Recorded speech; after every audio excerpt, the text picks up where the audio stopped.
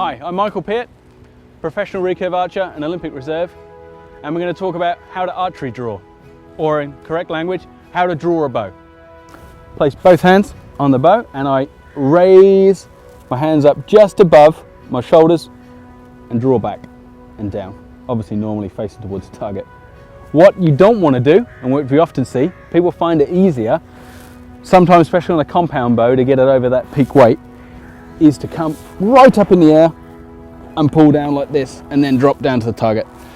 It might be easier to get it over the weight, but does terrible things to your shoulders and your arms.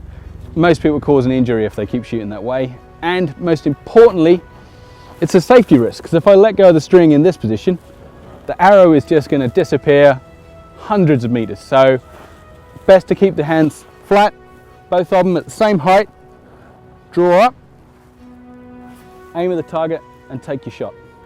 Also, talking about high draw, it's also almost just, it's safe to do it, to point at the ground and then draw up, but you put a lot of load on your shoulder. And we see a lot of people with damaged left shoulders, so it's much best to keep their hands just above shoulder height and draw and drop down onto the target. So drawing a compound bow, very similar, just with one big difference, obviously, the release aid. So I take my bow in my hand with the arrow on, clip on the release aid, and then again, just above shoulder height, draw back, take aim.